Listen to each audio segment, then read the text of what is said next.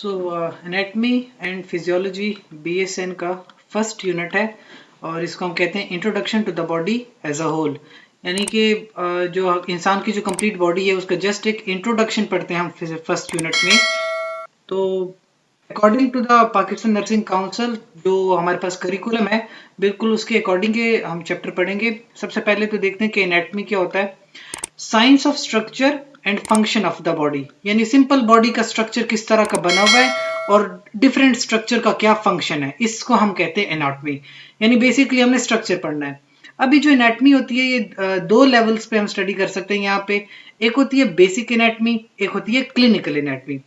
Basic anatomy क्या है कि study of minimal amount of anatomy consistent with the understanding of overall structure and function of the body. Basic anatomy सिर्फ ये है कि आप बिल्कुल मिनिमम अमाउंट ऑफ एनाटमी पढ़ते हो, यानी जनरल जो बॉडी के स्ट्रक्चर्स होते हैं, ताकि आप ओवरऑल बॉडी का स्ट्रक्चर और फंक्शन समझ जाओ।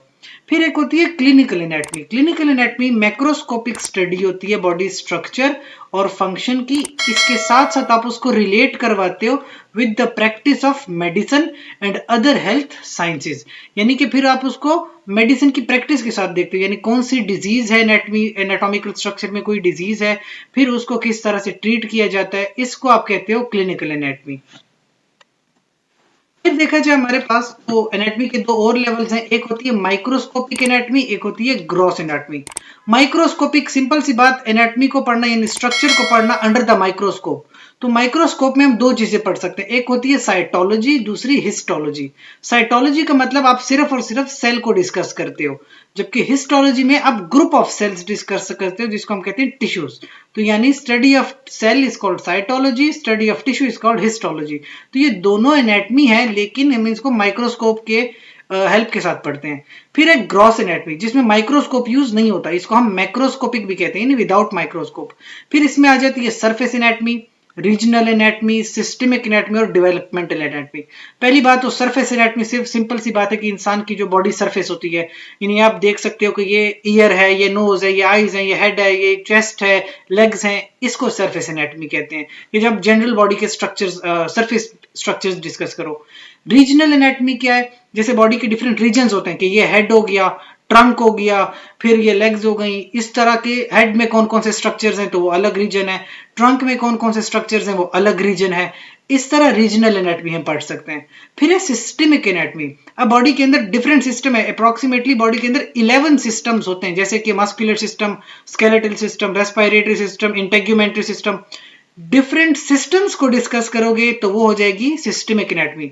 और फिर होती है डेवलपमेंटल एनाटमी, जब बॉडी डेवलप करती है। अब डेवलपमेंट स्टार्ट होती है at the point of conception, यानी कि जब जाइगोट बनता है, तो जाइगोट से लेकर जब तक बंदा मेच्योर होता है, इसको कहते हैं डेवलपमेंटल एनाटमी। और इस ब्रांच को हम एम्ब्रियोलॉजी भी कहते हैं।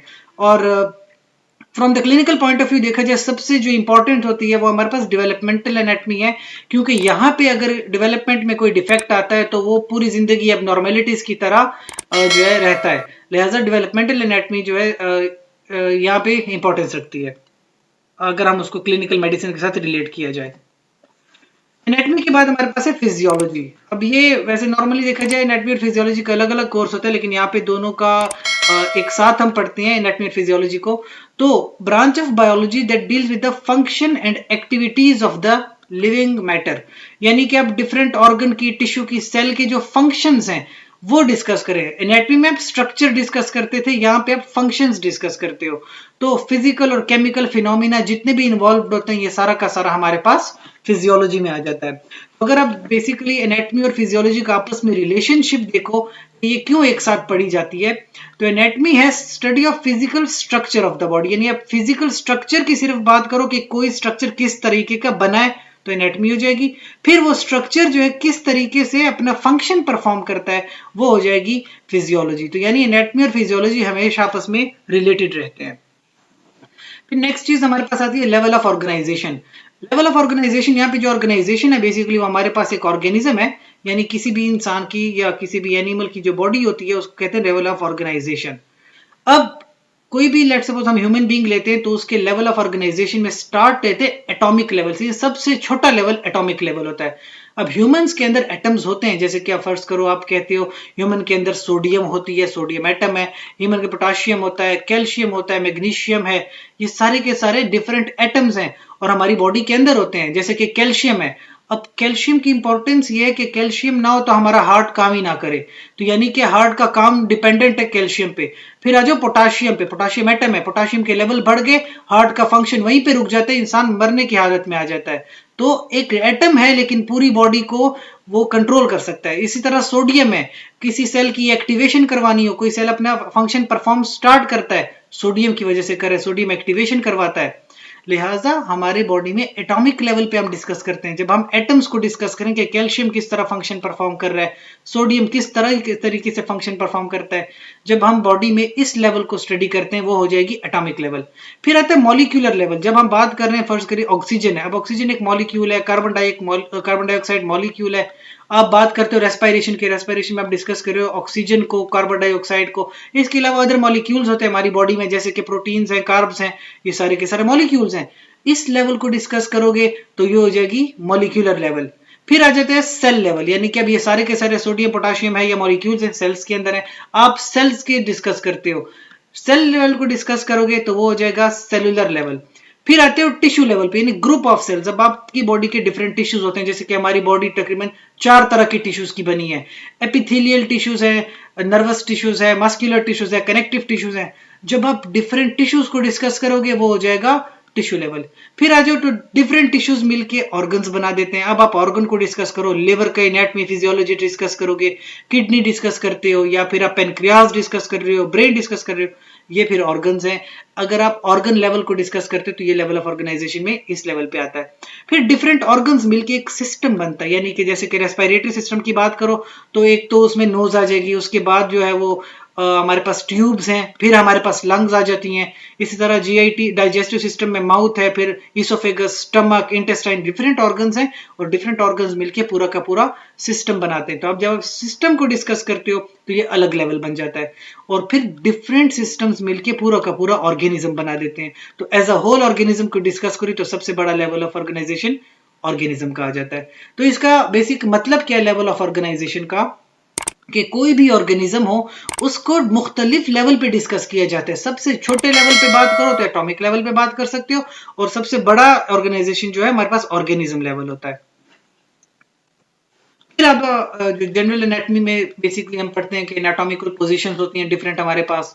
तो फर्स्ट ऑफ ऑल तो सिंपल एनाटॉमिकल पोजीशन ये कि बॉडी इरेक्ट हो, यानी बिल्कुल सीधी खड़ी हो, फीट उसके बिल्कुल पैरेलल हो, arms hanging at the sides of the palms, यानी कि जो हथेलियां हैं वो बिल्कुल सामने हो, फेसिंग फॉरवर्ड। इसको हम कहते हैं एनाटॉमिकल, जो नॉर्मल एनाटॉमिकल पोजीशन होती है। जैसे ये आपके पास पिक्चर में दिखा रहे हैं तो ये बेसिकली नॉर्मल एनाटॉमिकल पोजीशन है। तो जो आपका फ्रंट होता है, फ्रंट को हम कहते हैं एंटीरियर, बैक को हम कहते हैं पोस्टीरियर। ठीक है, तो फर्स्ट ऑफ ऑल तो ये चीज हो गई पोजीशन में। सेकंड जो हम पढ़ते हैं वो है सुपीरियर इंफीरियर, या फिर इसको क्रेनियल और कॉडल भी पढ़ते हैं। सुपीरियर यानी कि upper part of the body, inferior यानी कि lower part of the body.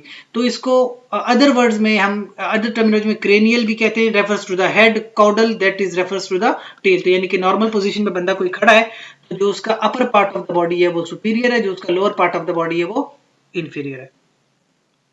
फिर आ जाता है मीडियल या फिर लेटरल।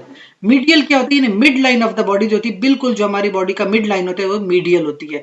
और साइडों पे, अगर दोनों साइडों पे देखा जाए मिड लाइन से, तो वो हो जाती है लेटरल। यानी कि कोई चीज है जो मिड लाइन के करीब आती है, यानी टुवर्ड्स द मिड लाइन आएगी, हम उसको मीडियल कहेंगे। और कोई ऐसा स्ट्रक्चर जो away from the mid line जा रहा है उसको हम लेटरल कहेंगे। प्रोक्सिमल और डिस्टल। प्रोक्सिमल यानी करीब, डिस्टल यानी दूर। अगर कोई ऐसा स्ट्रक्चर है जो टुवर्ड्स द मिड लाइन आता है तो वो प्रोक्सिमल है। अगर कोई ऐसा स्ट्रक्चर है जो away from the mid line जा रहा है तो वो हो जाएगा डिस्टल। ये आपके पास ये जो पिक्चर में है, अब ये इसकी मिड लाइन है, इसमें देखें ये जो हाथ है ये इस तरफ बाहर की तरफ जा रहे हैं तो ये डिस्टल है, जबकि अगर आप इसकी अपोजिट डायरेक्शन में आते हो तो ये प्रोक्सिमल हो गया। फिर इसी तरीके जैसे ये हमारे पास बंदा खड़ा है, अब ये लेटरल साइड से खड़ा है तो ये उसका इंटीरियर है, ये उसका पोस्टीरियर, ऊपर जाएंगे सुपीरियर, नीचे आओगे इंफीरियर। नेक्स्ट जो हमारे पास है यूनिलेटरल बायलेटरल। यूनिलेटरल, यूनि का मतलब एक, बाई का मतलब दो, तो यानी ऑन वन साइड अगर अब जैसे कि एक ऑर्गेनिज्म की मिड लाइन है, तो मिड लाइन पे देखा जाए तो अगर एक साइड पे कोई चीज है तो वो यूनिलेटरल, अगर दोनों साइडों पे प्रेजेंट है तो बायलेटरल। जैसे कि किडनी दोनों साइडों पे है तो किडनी बायलेटरल प्रेजेंट है। फिर नेक्स्ट है सुपरफिशियल, इंटरमीडिएट और डीप। सिंपल सी बात है, ये सरफेस के हवाले से हम बात करते हैं कि कोई चीज टुवर्ड्स द सरफेस या near to the surface of the body है तो वो सुपरफिशियल है, या कोई चीज सरफेस से जितनी दूर है वो उतनी डीप है। ठीक है, तो जो चीज बिटवीन द टू स्ट्रक्चर आती है वो होती है इंटरमीडिएट। तो जो आपके पास है स्किन, अब स्किन बिल्कुल सरफेस के साथ है तो वो जो है सुपरफिशियल है। जबकि अब बात करो मसल्स की तो बिल्कुल दूर होते हैं स्किन से, लिहाजा वो डीप हैं। फिर आ जाती है बॉडी प्लेन्स। अब हमारी बॉडी के ना डिफरेंट प्लेन्स होते हैं, वैसे तो ये इमेजिनरी प्लेन्स होते हैं, यानी हम इमेजिन करते हैं, इमेजिनरी प्लेन्स हैं। अब अगर बात करें तो कौन कौन से प्लेन्स हम discuss, sagittal plane, mid sagittal plane, frontal plane और ट्रांसवर्स प्लेन।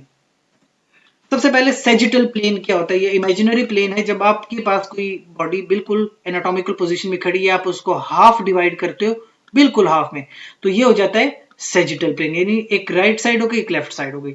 एक होता है मिड सैजिटल प्लेन। अब आपने ना ये इसको हाफ में डिवाइड किया है, यहाँ पे एक बोन होती है जिसको हम क्लेविकल कहते हैं। बोन्स हम अगले चैप्टर में पढ़ेंगे जो स्केलेटल सिस्टम का होगा। तो ये क्लेविकल है। अब ये जो क्लेविकल है, अगर आप इस बॉडी को इस क्लेविकल से आधे में डिवाइड कर दो इस तरह से, तो ये जो प्लेन हो जाएगा ये वाला, that is called as mid sagittal plane. यानी सैजिटल को भी आपने आधा मिड में डिवाइड किया है, तो ये मिड सैजिटल प्लेन, जबकि ये बीच वाली मिड लाइन से आप करो तो वो सैजिटल प्लेन हो जाता है। फिर होते हैं फ्रंटल प्लेन या कोरोनल, यानी आप बॉडी को इस तरह से डिवाइड करते हो, एक उसकी फ्रंट साइड होती है, एक उसकी बैक साइड। तो फ्रंट को हम कहते हैं एंटीरियर साइड, बैक को पोस्टीरियर साइड। इस तरह से डिवाइड करोगे तो ये फ्रंटल या कोरोनल प्लेन होता है। फिर बॉडी प्लेन में ट्रांसवर्स प्लेन। ट्रांसवर्स यानी बॉडी को बिल्कुल बीच में से काट देते हो इस तरह से कि एक सुपीरियर सरफेस हो, एक इंफीरियर सरफेस हो, that is called as the transverse plane. फिर उसके बाद जो नेक्स्ट चीज है तो टर्म्स ऑफ मूवमेंट है। जब आप मूव करते हो, जैसे पहले फ्लेक्शन और एक्सटेंशन। सिंपल सी बात है, आपके पास मूवमेंट होती है एट द जॉइंट्स। तो जब भी जॉइंट बेंड करता है, बेंड करने के लिए फ्लेक्शन है, और ऐसी कॉन्ट्रैक्शन जिसमें जॉइंट स्ट्रेट हो जाता है उसको हम कहते हैं एक्सटेंशन। जैसे कि ये हमारे पास रिस्ट है, तो एक उसमें रिस्ट को बेंड करो फ्लेक्शन, रिस्ट को सीधा करो तो एक्सटेंशन। इसी तरह हमारे पास जो है लेग्स में भी सेम फिनोमिना है, फ्लेक्शन का और एक्सटेंशन का। फिर दूसरी मूवमेंट है एबडक्शन और एडक्शन। एडक्शन क्या होती है? जब आप बॉडी पार्ट को मूव करो टुवर्ड्स द मिड लाइन, तो इसको कहेंगे एडक्शन। इसके ऑपोजिट आप बॉडी पार्ट्स को मूव करो away from the mid line, abduction. फिर सुपिनेशन और प्रोनेशन। ये आपके पास जो पाम होती है। अब प्रोनेशन क्या है? प्रोनेशन का मतलब प्रोवाइड, जैसे आप कोई चीज प्रोवाइड करो, किसी को कोई चीज देते हो, तो जो आपकी पाम होती है ना, तो वो नीचे की तरफ होता है, तो जो इसको कहते हैं प्रोनेशन। जबकि सुपिनेशन में जब आपका पाम होता है वो बिल्कुल ऊपर की तरफ होता है। तो एक हो गई सुपिनेशन और एक हो गई प्रोनेशन। फिर आपके पास है प्लैंटर फ्लेक्शन और डॉर्सिफ्लेक्शन। प्लैंटर फ्लेक्शन क्या होता है? प्लैंटर जो आपके पास है, जो सोल होती है, फुट की सोल, तो वहां पे आपके पास क्या है? प्लैंटर फ्लेक्शन में downward stand on the tip. जब आप, जैसे कि आपकी उंगलियां होती है, आप उंगलियों पे खड़े होते हो, तो आपके पास ये जो मूवमेंट है जो डाउनवर्ड है, point toes towards the downward, ये होगी प्लैंटर फ्लेक्शन। डॉर्सिफ्लेक्शन इसकी बिल्कुल उल्टा होगा। जब आपके पास उंगलियां होती हैं, आप उस उंगलियों को ऊपर उठा देते हो, तो इसको कहते हैं dorsiflexion. Foot of gas pedal, जैसे आप कोई गाड़ी में बैठे हो और आप पेडल मारते हो, तो वो आपके पास जो पैर जिस पोजीशन में होता है उसको हम डॉर्सिफ्लेक्शन कहते हैं। फिर इन्वर्जन और इवर्जन। इन्वर्जन का मतलब है यानी फुट की सोल को इनवर्ड मूव करना, तो वो इन्वर्जन। इवर्जन यानी कि उसको आउटसाइड मूव करना, आउटवर्ड मूव करना, तो इवर्जन। फिर इसके बाद मीडियल या लेटरल। मीडियल रोटेशन या लेटरल रोटेशन क्या होती है? यानी anterior surface moves towards the mid line, यानी आपने रोटेट करना है अपनी बॉडी को, तो अगर बॉडी रोटेट होती है टुवर्ड्स द मिड लाइन तो वो हो गई मीडियल रोटेशन। फिर लेटरल रोटेशन क्या है? Anterior surface away from the mid line move करे तो वो हो जाएगी लेटरल रोटेशन। फिर है प्रोट्रैक्शन और रिट्रैक्शन। प्रोट्रैक्शन क्या है? कि moving forward on a plane parallel to the ground, यानी जैसे आप किसी को पंच करते हो तो अपना हाथ बिल्कुल सीधा लेके जाते हो। अब ये आप क्या करते हो? प्रोट्रैक्ट करते हो, यानी पैरेलल टू द ग्राउंड जाते हो। रिट्रैक्ट इसके बिल्कुल ऑपोजिट होता है कि आप moving backward on plane to the, यानी आप जैसे कि कोई लॉन मूवर होता है ना, आप जो लॉन मूवर लेके जाते हो तो आप दोनों हाथों से सीधा लेके जा रहे हो, वो क्या होती है स्टार्ट लॉन मूवर, उसको कहते हैं रिट्रैक्शन। तो प्रोट्रैक्शन जब आप जैसे पंच करते हो किसी को, या रिट्रैक्शन बिल्कुल उसके ऑपोजिट हो जाती है। लास्ट में हमारे पास आती है सरकमडक्शन। अब सरकमडक्शन क्या है, ये बिल्कुल सर्कुलर मूवमेंट होती है, इसमें फ्लेक्शन भी आती है और एक्सटेंशन भी आती है, एबडक्शन और रिडक्शन भी आती है, बिल्कुल सर्कुलर मूवमेंट्स करते हो अराउंड अराउंड। तो जिस तरह उंगली घुमाते हो इस तरह के, इसको हम कहते हैं सरकमडक्शन, या आप पूरा का पूरा बाजू घुमाते हो तो ये सरकमडक्शन हो जाती है। तो ये हमारे पास डिफरेंट जो थे टर्म्स ऑफ मूवमेंट थी। इसके अलावा हमने बॉडी प्लेन्स डिस्कस किए और फिर हमने बेसिक एनाटॉमी डिस्कस की कि एनाटॉमी को किस किस लेवल पे हम पढ़ सकते हैं। तो यहाँ तक का हमारे पास जो था इस पहले यूनिट का एक पार्ट था। इसके बाद जो दूसरा पार्ट होता है उसमें हम बॉडी कैविटीज डिस्कस करते हैं। तो यहाँ तक हमने just introduction to the body as a whole देखा है।